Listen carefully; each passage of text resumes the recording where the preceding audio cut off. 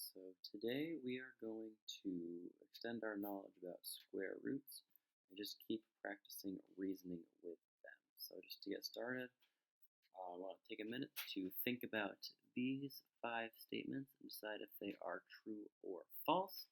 So spend a minute, look at each of them, and think if you think it's true or if you think it's false.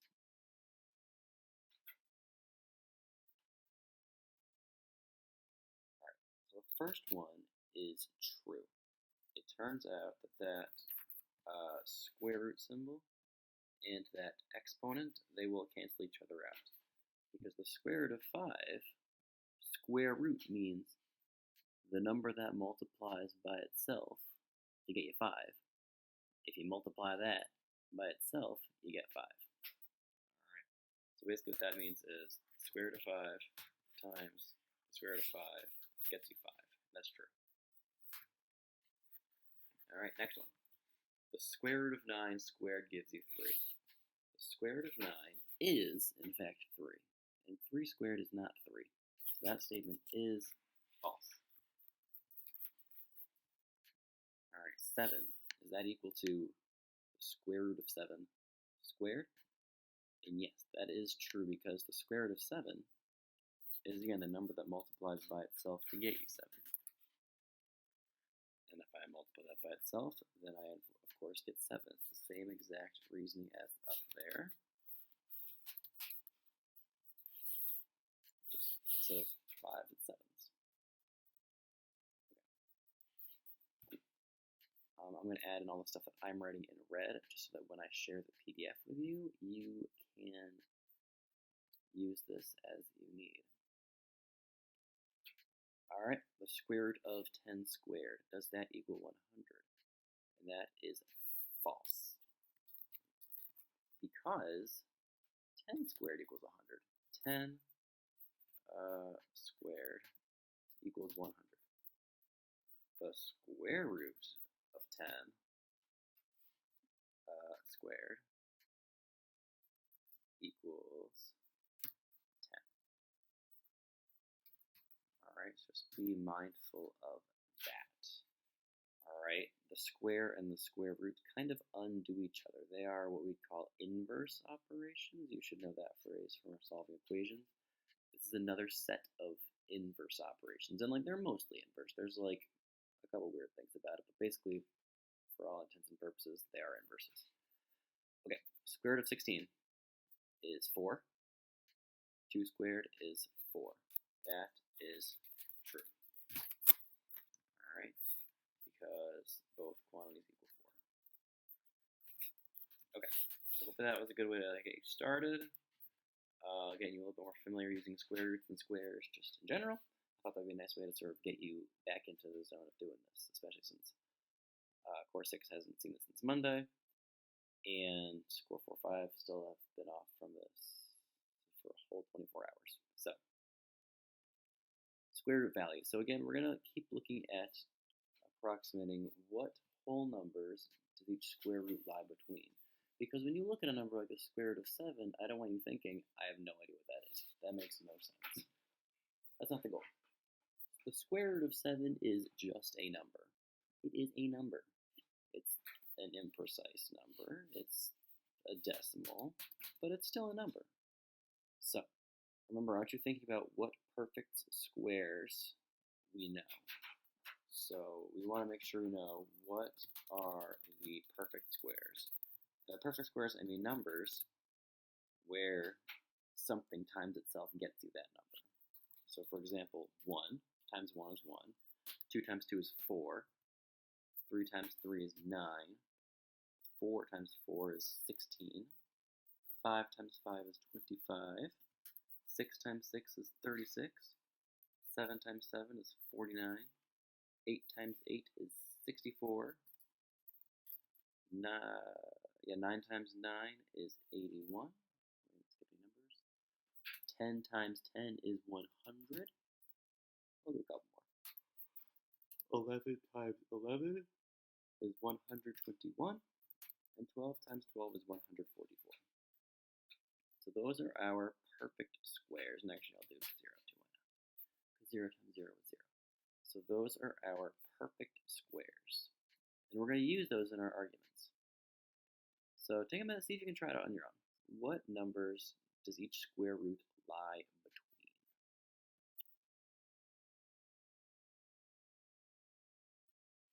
So let's take a 7. Where would 7 fit in up here? Between 4 and 9, right? So I want to say the square root of 7 is between the square root of 4 and the square root of 9. So the square root of 7 is between 2 and 3. Because the square root of 4 is 2, and the square root of 9 is 3. Alright, so we know that 2 times 2 is 4, and 3 times 3 is 9. So we know that something between 2 and 3 must get us 7. So maybe 2 point something, 2.5, 2.6, and we could test some different numbers. We're not going to do that today. That's not really our goal for today.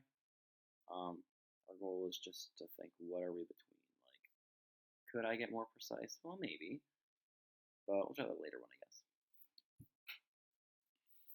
All right, I'll do that. Give up on red. I'll put blue in there. That's terrible blue.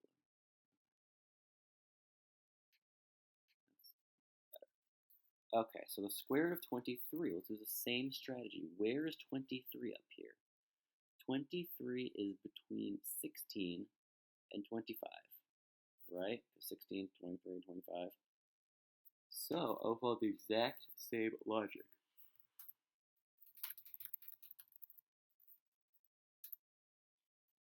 23 is between 16 and 25. So the square root of 23 is between their square roots. So since it's between those two numbers of 16 and 25, it has to be between their square roots.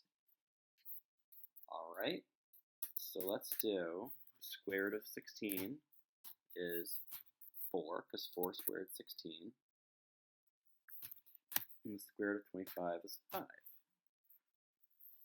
You're going to see real quickly why it's important that we use our time to look at our perfect squares and perfect cubes and those games that I'm posting.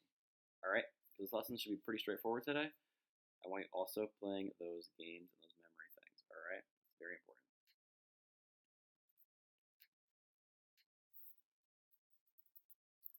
So the square root of 23 is between 4 and 5.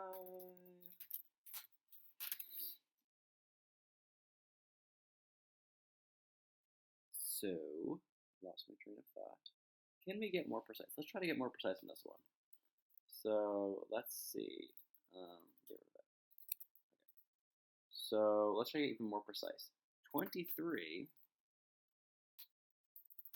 is closer to 25 than it is to 16, right? So 23 is closer to 25 than it is to 16. Like if I'm 23, I'm not, but if I was 23 years old, I'd be closer to being 25 than I was to being 16. All right. So that means the square root. Sorry, I keep going. So the square root of 23 is closer to 5 than to 4. So maybe it's around 4.7. Alright, so I want to use that kind of logic. And if that's as good as you're getting, that's good too. I could also test stuff by doing 4.7 times 4.7, and that would get me 22.09. So it's even a little bit more than that. You could even say it's a bit more than 4.7. And really, that's good effort for me. Okay, so the next two. Real quick, I'm just going to pause it I'd post because it's the same exact logic. All right, you can read through the logic on your own if you need. Okay. So I somehow managed to change the color of those numbers. Not sure how, but anyway, here's our last two explanations. 50 is between 49 and 64, but closer to 49. So the square root of 50 must be between the square root of 49, or 7, and the square root of 64, which is 8. But much closer to 7, because 50 is only 1 more than 49. So the square root of 50 is probably about 7.1, just a little bit more than 7. And same exact reasoning for the square root of 98. Square root of 98 is between 81 and 100, but it's much closer to 100 because 98 is much closer to 100 than it is to 81. So the square root of 98 is between the square roots of 81 and 100. So it's between 9 and 10, but it's going to be much closer to 10 because 98 is very close to 100. So it's going to be approximately 9.9. So hopefully you're getting the right idea of knowing your perfect squares. This is very important, recognizing these numbers as your squares. I can't say memorize them, but I want you to be familiar with those numbers. All right, when you multiply 6 by 6, I want you being confused. Is that 30? Is it 36? Is it 42?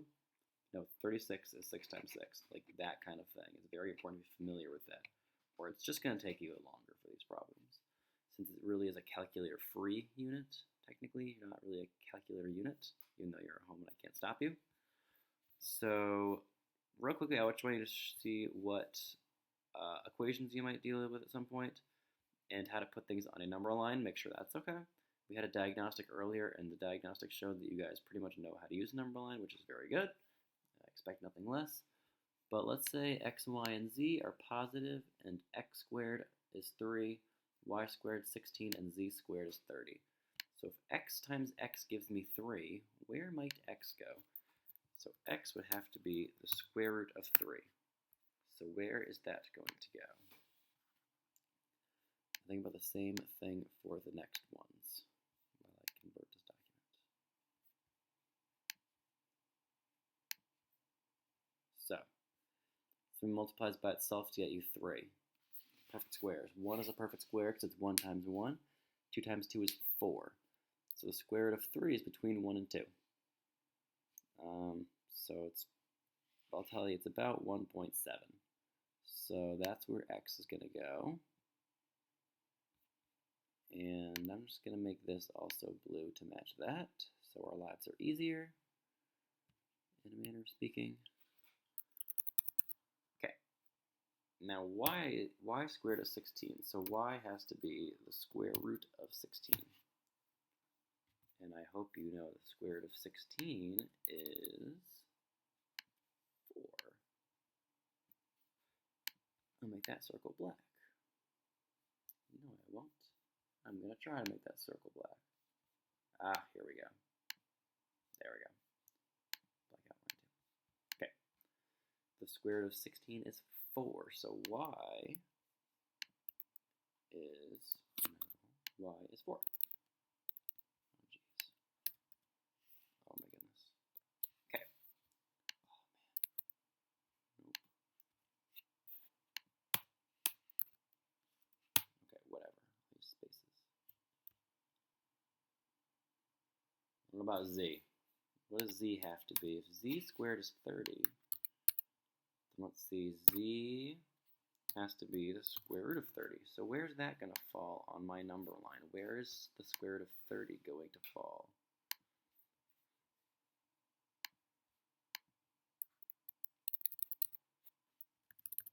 Another thing to do is I could even write in the square root of 4 on my number line for 2. The square root of 9. The square root of 16. The square root of 25. The square root of 36. The square root of 49. Because really that's another way of writing all these numbers that I see, right? And then putting appropriate spaces and getting rid of all the periods that Microsoft Word puts in.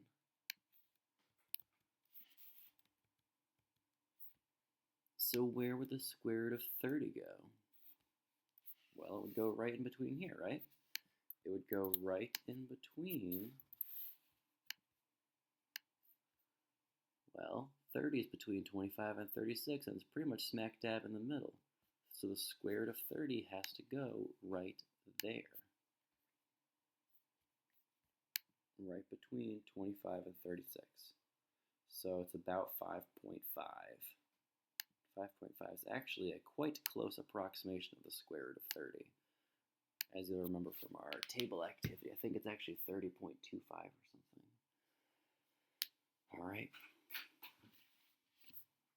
Okay, so hopefully that's helpful.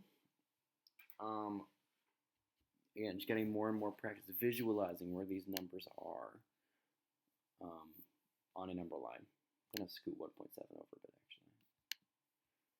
All right, so then plot roots the square root of 2 with the square root of negative 2 on the number line, or the negative square root of 2. So the square root of 2 is between 1 and 4. Actually, between the square root of 1 and the square root of 4, but it's closer to 1. So it's actually going to be a little bit less than 1.5. And let's see, I will do red. Okay, so it's between 1 and 4's square roots, but closer to 1. So about 1.4. Or 1.3 you could have said as well. I only said 1.4 because I know the square root of 2 actually is 1.4 or something. Alright, so I'll make that 1 point there, and I will make it red so it's nice and easy to see. And basically as long as you're color matching, you should be good with each problem. Alright, so there's my square root of 2 and my negative square root of 2.